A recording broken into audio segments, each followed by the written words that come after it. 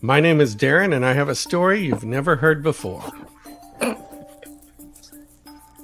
Hi, I'm Chris, and I'm going to tell you how the Dan Brown book and the Tom Hanks movie Angels and Demons might not have been that far-fetched. My name is Adri, and I'm going to tell you about a heartbreak that inspired many good nights of sleep. What do all these stories have to do with the word quiet? Find out in this week's episode of History Bluffs.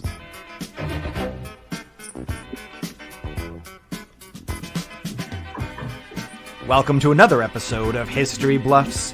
It's where truth is stranger than fiction.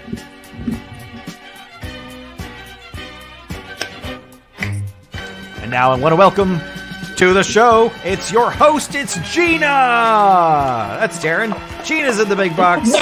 There she is. Hello, world. How are you tonight? I'm doing well myself, in case you're asking from home. Adam, how you doing, man? I'm good. Well? It's good to be here. I'm well. It's looking like a quiet night, if I will. Come on, hear the noise and feel the. No, we're just kidding.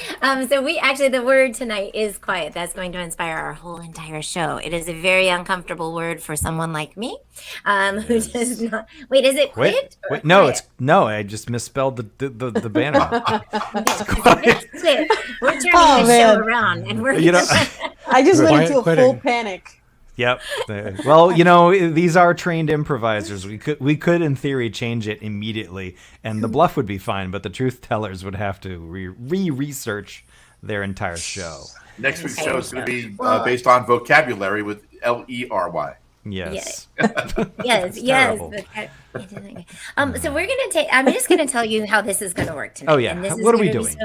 We're going to be all of tonight's show will be inspired by the word quiet, or perhaps quit. We'll see. Just kidding.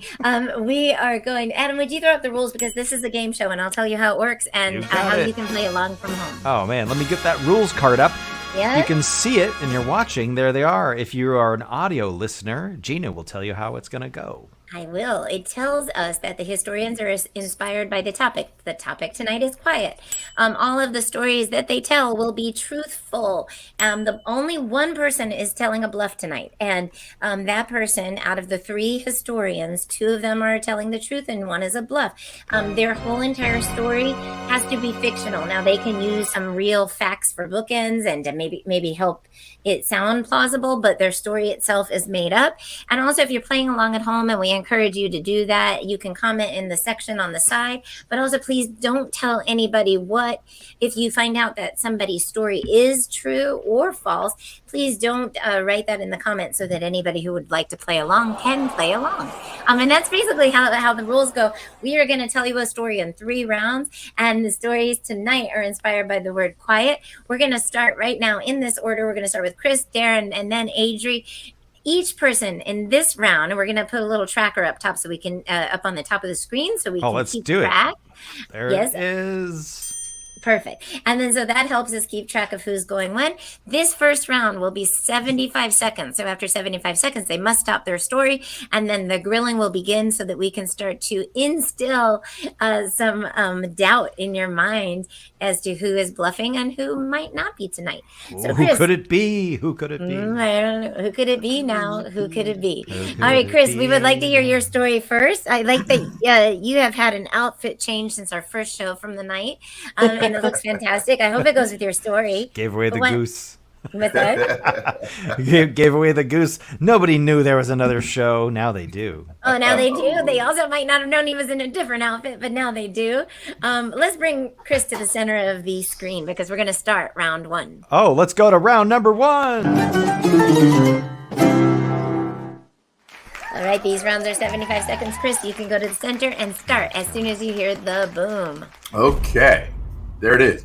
So, excuse me, known today as the Vatican Apostolic Archives, the Vatican Secret Archives is the central repository in Vatican City that was part of the Vatican Library. It has over 1,200 years of historical documents, and it's in a fortress-like part of the Vatican. The collection includes state papers, correspondence, many other documents that the church has accrued through the centuries. And under the orders of Pope Paul V, the secret archive was separated from the Vatican Library in the 17th century.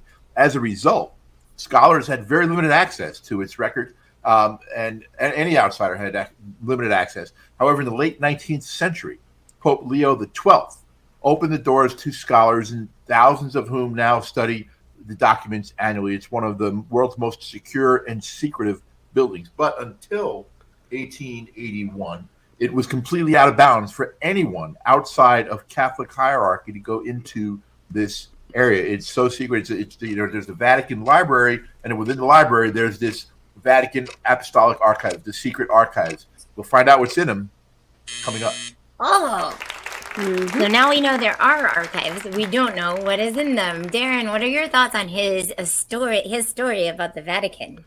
So you're saying the Catholic Church has secrets? Maybe. Actually, maybe my not. story is based on the Catholic Church as well. So I'll have to see. I'll have to see what the overlap is, but I think it's minimal. The context missing, if you've only watched this show, is the previous show. Darren did the same thing to Chris. Yeah, they have the same topics for their show. However, Love the it. best part about that is that if one of them is bluffing and the other one is not, then it's fun to see the discrepancies. However, last show both of them were telling the truth. So we have the Catholic Vatican, the Apostolic Museum. Adri, your thoughts, please. The only thought I have right now is this is triggering a memory of, one, when I went to Catholic school all those years, but also, two, watching the Da Vinci Code #2, that scene that they have in that library was phenomenal. So I'm really intrigued, but I have no other comments to make at the time. Oh, so I happen to know a lot about this history, so I am intrigued as well. I can't wait to hear the rest of the story. But now we've heard everybody's take on Chris. We're gonna now go to Darren. Darren, you start your first part of your story as soon as you hear the boom for this round. All right. If you were to go way back to the early Middle Ages, like the 1100s, everywhere you looked, monks were making a lot of noise. And it's probably because of all the alcohol they were making. Benedictine monks in France were infusing 27 herbs and spices into distilled brandy to make what we now call Benedictine. And at least 11 different monasteries, Trappist monasteries, I should say, in Belgium, the Netherlands, France, Austria, etc., were brewing beer strong enough to get a horse drunk, like 12 or 13% alcohol. But not everybody liked all this rabble-rousing. They thought that monks should be quieter and more dignified and live a more holy existence. And so in 1209, to be exact, monasteries started quieting down a bit because that's when the Franciscan order was founded in honor of St. Francis of Assisi. And what made Franciscan monks different was their vows of poverty and austerity and silence. All of these vows were a reaction to what was seen as excesses in the church, which the founders of the Franciscan order felt were like a departure from the true teachings of Christ. Okay, so what you're saying is that the original monks had the animal house. Is that what they... Have you ever had a Belgian Trappist ale that's like 11% alcohol? No, but I have had that Benedictine crap, and they needed to drink to get over that. I'll just tell you. Yeah. I feel the need to cut in for a second on a rare appearance here. Just Yes, please, Adam. I don't mean to. I mean, this is. I don't mean to read that. What I'm drinking. Are we right drinking now. a Trappist ale? No, sir. It is a 12% bourbon barrel stout. So, And if there was a horse with you, that horse would be drunk. well, let's get back to teching with the most important part of the show. Here I go. Okay. Adam, that was were they the monks from Kentucky? Yeah, the monks from Kentucky. Yeah. Oh, I will point out there is a horse head on the label, so there's something telling about See? that. I mean, right. so if Adri's story is about The Godfather, we are killing it tonight. Like you're saying. Well, Well, oh, well, that does lead me. Uh-oh. Okay, so everybody has had a chance. Have we had a chance to razz Darren a little bit about his story, no, Chris? I cut right in, so go ahead and You razz cut him right out. in. Chris, what do you say about Darren's story about the Benedictine / Franciscan / your monks are the Opus One if you're doing the Dan Brown story. His monks are different. So Mm-hmm. So he's talking about, loud monks, and he specifically mentioned 21 herbs and spices, and I'm like, they didn't want to get close to Baskin Robbins 27 flavors of ice cream. The 27. That's 31. And, Wait.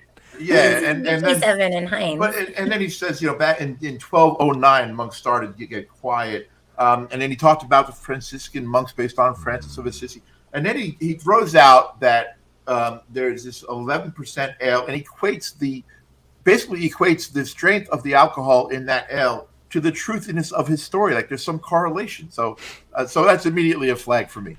Mm-hmm. Oh, immediately a flag that a horse is not the same as a human. I like that one. That's Okay, good. so Accurate. Adrian, yeah, accurate. It's a good, That is accurate. strategy. Adrian, yo. So, so the one takeaway that I have is that he mentions getting a horse drunk, which some people could say is animal abuse. But then he also said it's the order of the Franciscans based on St. Francis of Assisi, who was a patron saint of animals. I don't think those two things will go together. I think it's a stretch. I see a little bit of a red flag showing. So I'm going to hold the rest of my words until the next round. But that's all I got to say. To be fair, I said the Franciscans diverged from the norm and wanted to get away from all these trappings of drinking and making noise. Well, I heard the There opposite. it is. You Oh, heard the opposite. She's the one judging. And also, even though Adrian's story was not about, or maybe it will be. We haven't actually heard her story. No, we have. No, we haven't. We have- Adri, Yes. please tell me that your story is about the Godfather and/or Francis Ford Coppola because his daughter's name is Adrian in the Rocky movie. So, It's not. It's not. I'm so sorry to disappoint. ah, But I think you are going to like my story. okay, good. all right. Murder Well, here again. comes the boom. All right. Tonight, I'm going to be sharing with you the story that inspired the hit song Bram's Lullaby. If you don't know it by name, it goes da-na-na, da-na-na, da-na-na-na-na-na-na. Now, to really understand the heartbreak about the song, you have to understand Johannes Bram's relationship with love and women. First off, he came from a very poor family. So to help support his family, he started working at a very young age, like performing in streets or the bar or brothels. And all of this happened by the time he was the age of 12. So in the brothels, he frequently interacted with ladies of the night and started to acquaint love and women with that particular situation. At home, his parents were poor and trapped in a loveless, passionless marriage. So his perspective was one or the other. It was either women who are brothel workers or his loveless parents' marriage. He went through life with that mentality until one day at 25 years old, while he was becoming a rising star in the music world, he met a woman named Berta. And in round two, I'm going to tell you who Berta is. Oh, I like her already. Berta. Berta. She sounds sassy. Yes. Darren, your thoughts on Adri's story? True, not true? What'd you think so far? I didn't hear much of it. I drifted off. Like there was this music that was really, I know. It did, really nice. And I just kind of That wasn't no. music. That was my beautiful voice. Oh, I would agree that wasn't music. No. Chris. Ooh. Oh no. Sorry, was it me? Yeah. Oh, I love how she says, the hit song Bram's Lullaby, and then for those of you who haven't heard it, which makes it not a hit theoretically, just saying, for the record, just saying. And, Did you lean in for that? Because I did, and then I was like, oh. and then started working at brothels at 12 years old, and then says, okay, so there's two tracks. There was brothels or loveless marriages, when loveless marriages were the reason brothels were started in the first place. So they're all tied together. It's all tied together. That is true. That is true. It's a very Accurate. good point. Yeah, I mean, it is accurate. Chris, you're coming up, you're dropping the truth bombs tonight. So, I mean, you can tell by the thing up above our head that everybody has gone this round. So, everybody remember all the stories, the Vatican, the loveless marriage, and the whores, and all the things.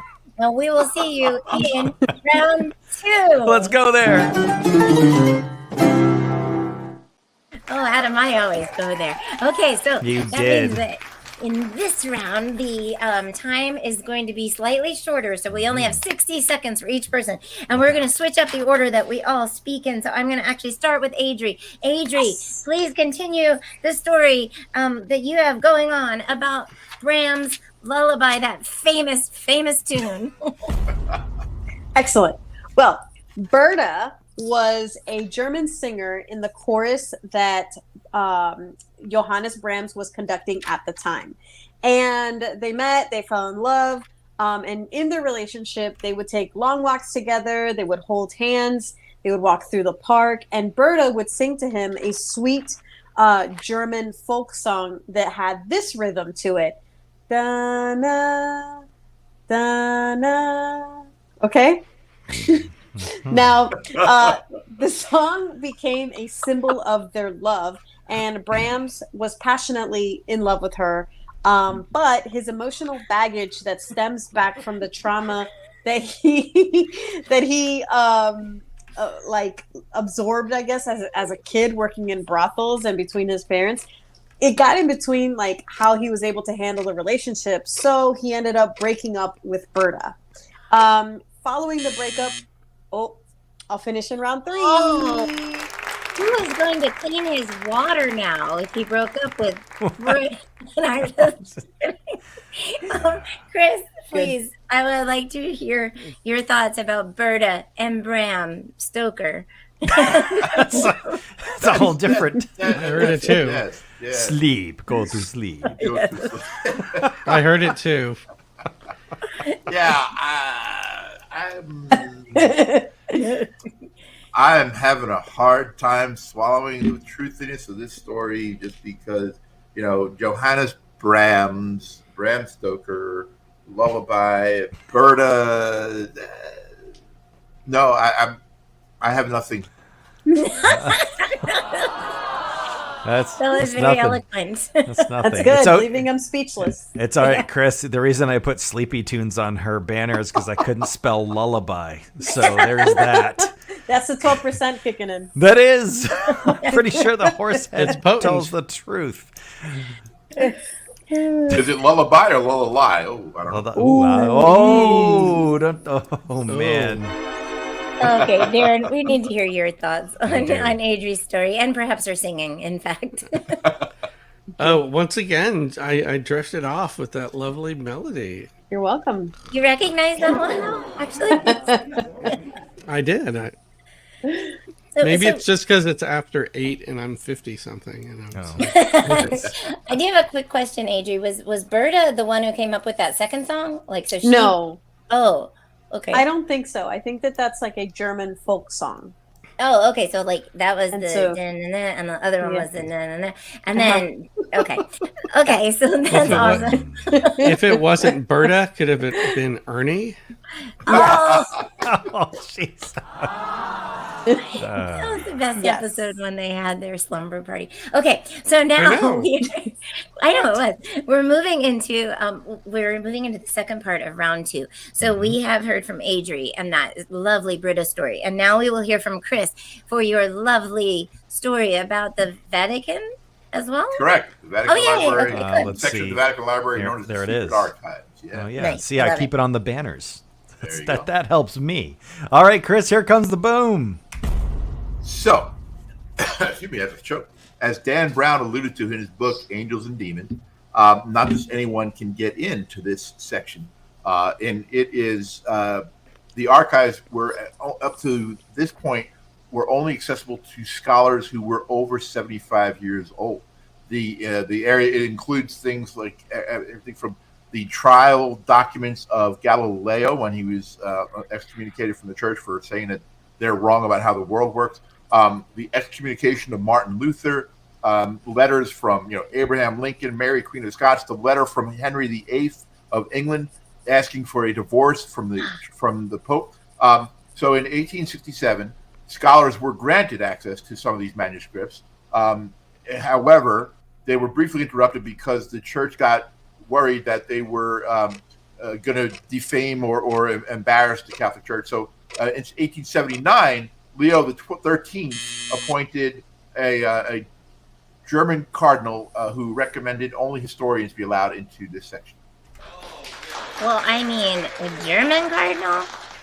I thought they were all Italian. I don't know the rules there. Well, I guess everybody does Catholic. Okay, so Adri, what do you think about that particular leg of his story?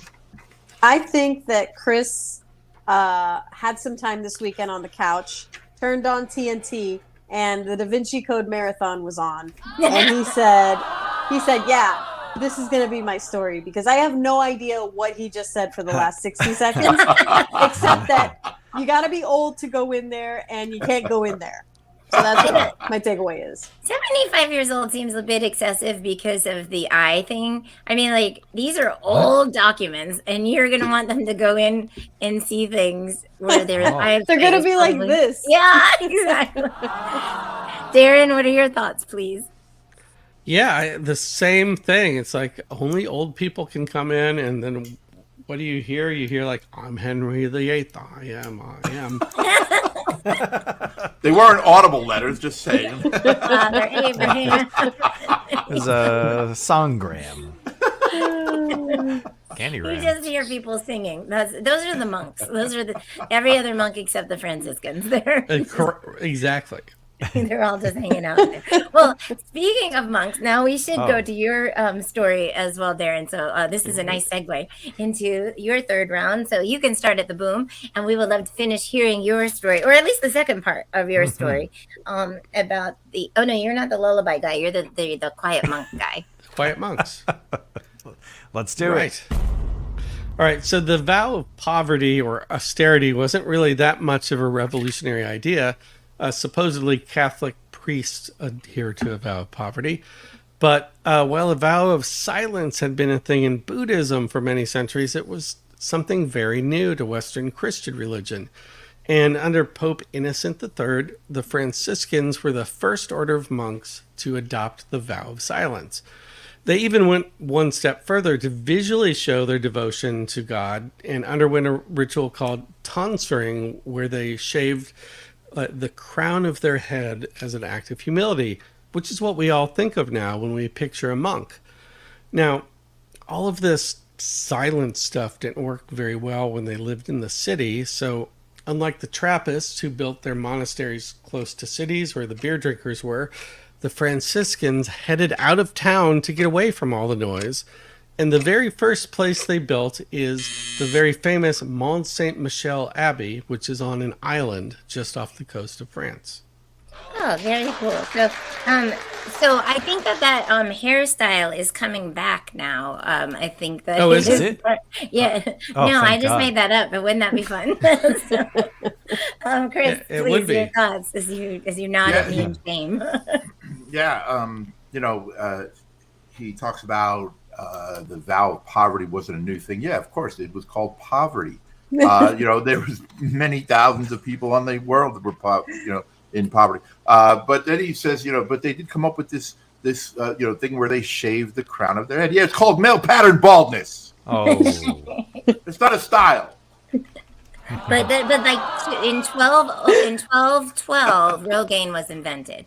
So you can line that history up. Okay. Saint so Rogaine. What's that? Saint Rogaine. Yeah, exactly. Saint Rogaine and Pfizer, yeah. Right? Yeah, that's the one. Okay, so I think that means, Adam, if you can show me the round tracker, that means I think we're done with round two. Let's hear We Adrian. are. Oh, you Did know what that Adri means comment? then? What's What? that? Oh, Did yeah. Adri we Oh, didn't comment? Adri, yeah, Adri. Adri. Go. I'm sorry, I skipped you, man. No, it's okay. The only thing I had to add was really just a question. If they were going for a vow of silence, why move to an island? They could have been silent anywhere. Fair. Well, because people, are always walking up to you being like, hey, do you know what time it is? Can you tell me how to get to the Vatican? That's true. Okay. Been there, So- man. There's the If answer. a monk makes a noise on an No. island, but there's nobody there to see them. Does it ever make Does a noise? tree fall? Yes, We don't know. that's the tree. Exactly. We don't know because they stepped in bear crap. I think that's it did, how though, it 'cause they goes. built a lot of stuff, in my opinion, and they used that papyrus stuff to write things. So they probably Yes, did. Okay. the All right, we have to move on to round three Papyrus. now. We can't stay here forever. Adam, take us away. Let's do it. All right. So that means that we have heard everybody's first 2 rounds of their story. This means we're moving into the last round of the show, where everybody only has 45 seconds to make their last bit of their story come together. Bring it all together. Darren, we're going to start with you. Oh. Go ahead to the center screen, and we'd love to hear your last 45 seconds. All right. Okay, your 45 seconds, Darren, begins right now.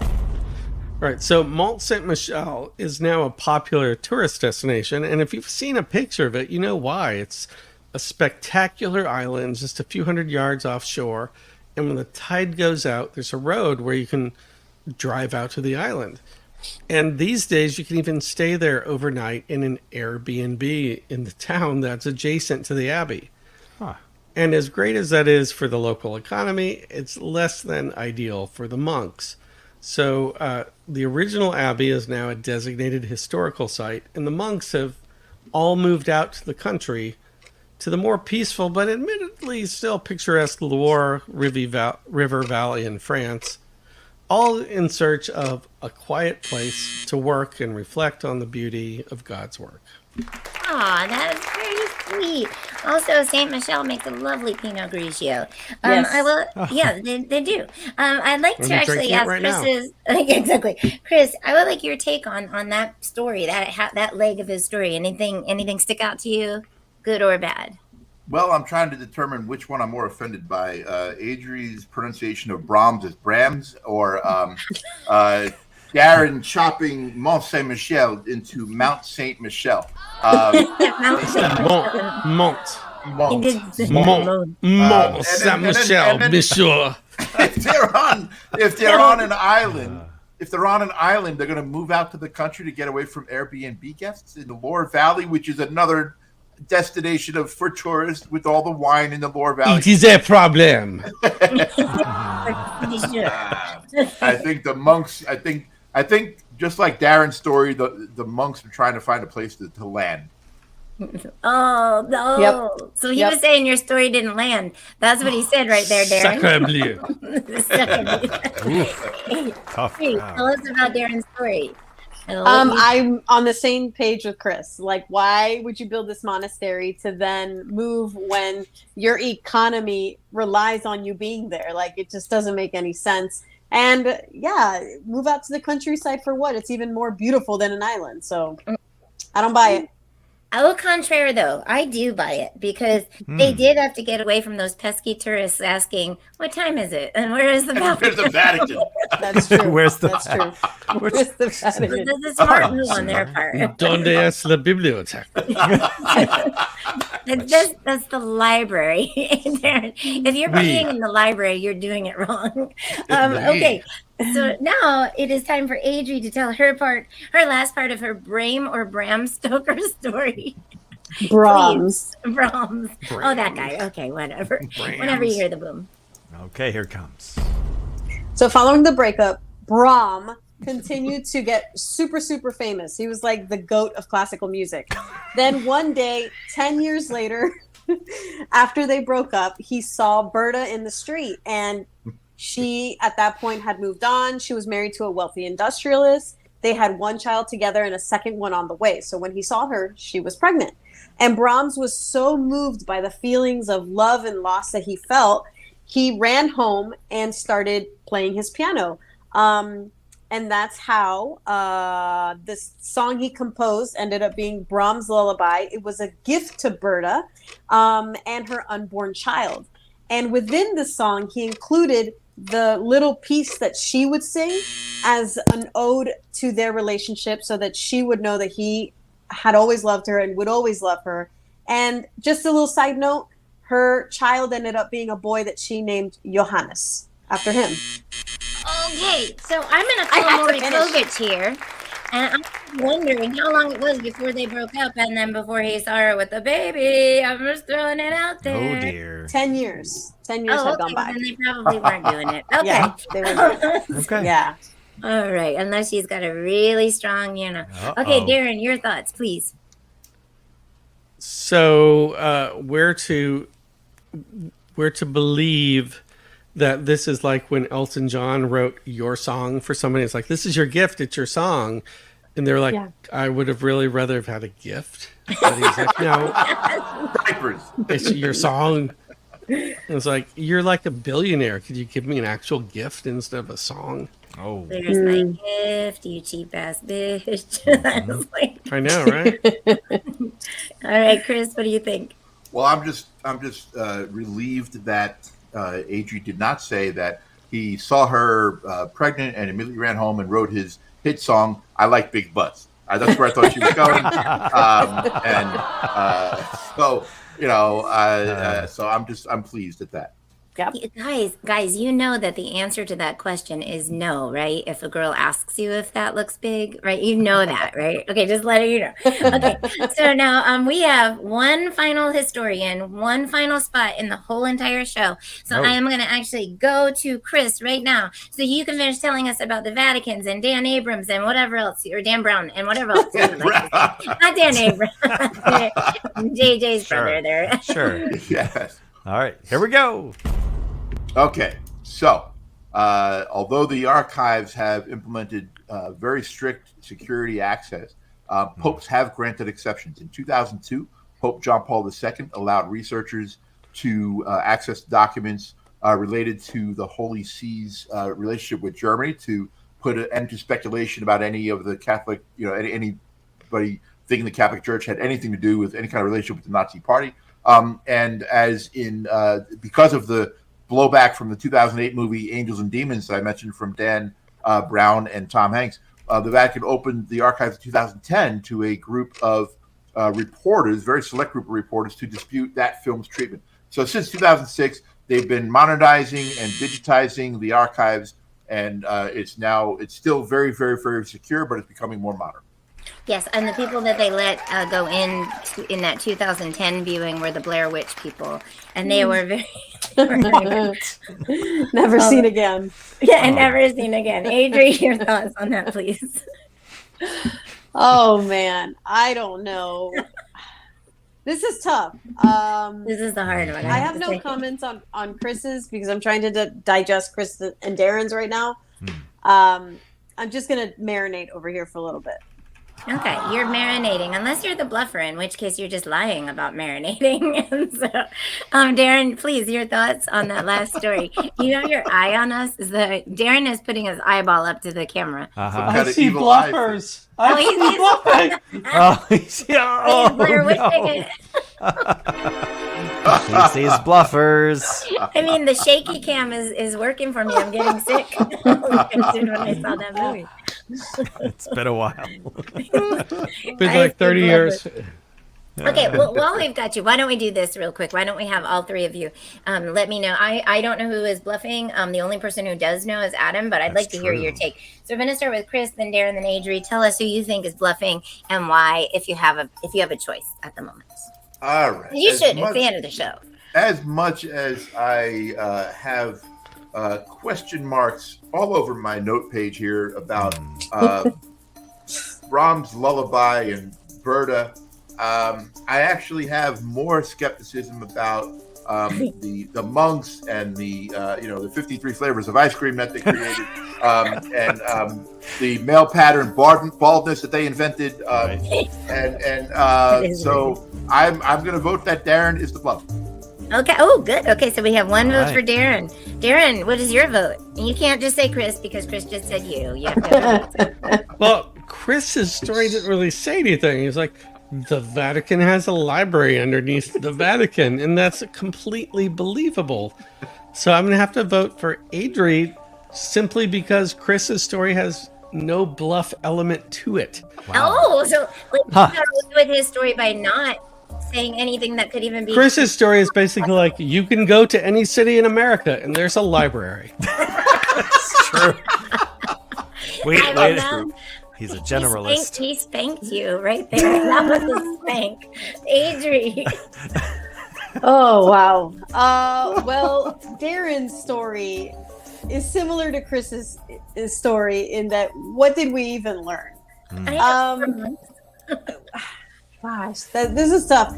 I'm leaning more towards Chris, just because it's just it never landed for me. It never landed. So Chris has my vote. Oh, so Chris's story never even landed. See, okay, so now the story I would love to believe is Adri's because I love a good love story, especially from that era, and some music that they wrote for each other. But I'm with Darren. Who the hell wants a song? Take the money. And then Chris, well, I don't know. I like the whole, but I did not make the connection for the Dan Brown connection. I mean, I got theories, lots of theories on that whole story, the whole cipher, everything. But he didn't go into that. So all of you suck tonight because it's plausible and not plausible. I don't know. Adam, I have to turn the show over to you because you're the only one who knows and the audience needs to know right now. I do. I alone have the sacred knowledge of who the bluff is, and I'm going to reveal it was your bluff for this episode, Chris. Was your bluff Darren? Or could your bluff have been Adri? I will reveal it now. Your bluff this whole time, it was Darren. Darren was the bluff. Darren, why did you lie to us about the quiet monks? Wow, had me fooled. You're going to hell straight. Unbelievable. I apologize, Chris. I apologize. I don't think there's ever been an apology afterwards. It's high road of you, Adriana. It's because it has to do with God. Don't give her that much credit. Okay. Oh, I see. You're trying to pave the road to okay. Spent 12 years in Catholic school. I know when to apologize. Hey, cheers to that. I know when that is. I think I'm the only non-Catholic here. You might be. Well, so for realsies though, like, were there no partying monks? Is that the deal? I made everything up. That's great. He has no idea. There's no frame of reference here. There's none. Mont Saint Michel was actually Benedictine monks, not Franciscans, They still do have, and they're still there. They Who didn't would leave. ever know? Oh man. Oh, well, that was a fantastic. Yeah, Adri, you have your I just hand up. want to say there's a really nice video on YouTube of professional singers doing what I did, and you can really hear it. I highly recommend it. Go see it because it was such a pretty story. I loved it. I loved it. Oh, that's great. I It recommend is it. a pretty story, and it's also they also have a techno version of it that's really no, I'm just kidding. Probably. It's like our show. Then thank you everybody for coming out to History Bluffs tonight. We have enjoyed having you. I hope you enjoyed being had. We will see you next week at 7:00 right here on YouTube, or you can listen to us on podcasts wherever you get your podcasts. Good night. Thank you very much. Adam, take us away. Oh, you got it. Tune in. We're on Facebook, YouTube, Twitch, and where you get your audio podcasts, like she said. See you